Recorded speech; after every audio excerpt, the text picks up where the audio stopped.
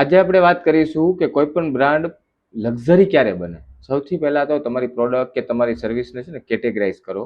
ત્યારબાદ આપણે જે ડિસ્કાઉન્ટિંગ પ્રોસેસમાં જે પ્રોડક્ટ રાખી હોય ને એને ડિસ્કાઉન્ટિંગ પ્રોસેસમાંથી બહાર કાઢીએ. કારણ કે ડિસ્કાઉન્ટ તમારી બ્રાન્ડની વેલ્યુ તોડે છે. ઘણા બધા મિત્રો એમ કહેતા હોય કે આપણે ડિસ્કાઉન્ટ રાખીએ, સેલ રાખીએ, પણ એનાથી શું થશે, તમારી બ્રાન્ડ વેલ્યુ ડાઉન થશે અને લોકલ બેઝ તમારી પ્રોડક્ટ કે સર્વિસ થઈ જશે.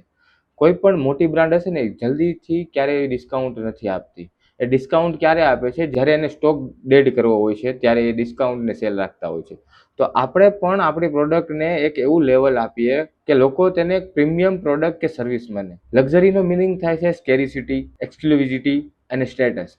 જ્યારે તમે તમારી પ્રોડક્ટ કે સર્વિસને લોકોના સ્ટેટસ સાથે જોડશો ને ત્યારે તમારી પ્રોડક્ટ કે તમારી સર્વિસ ઓટોમેટિકલી લક્ઝરી બાજુ ગ્રોથ કરવા માંડશે. જો તમે પણ તમારી બ્રાન્ડને લક્ઝરી બ્રાન્ડ બનાવવા ઈચ્છતા હો તો અત્યારે જ રીલ સેવ કરો અને અમને ડીએમ કરો, જેમાં વધુ માહિતી સાથે આપણે ડિસ્કશન કરીશું, 1 to 1 કોલ કરીશું અને તમને સ્ટેપ બાય સ્ટેપ ગાઈડન્સ આપીશ. તો અમારી ઇન્સ્ટાગ્રામ આઈડીને ફોલો કરો, યુટ્યુબ ચેનલને સબસ્ક્રાઇબ કરો. તો ચાલો મળીએ નેક્સ્ટ વિડીયોમાં.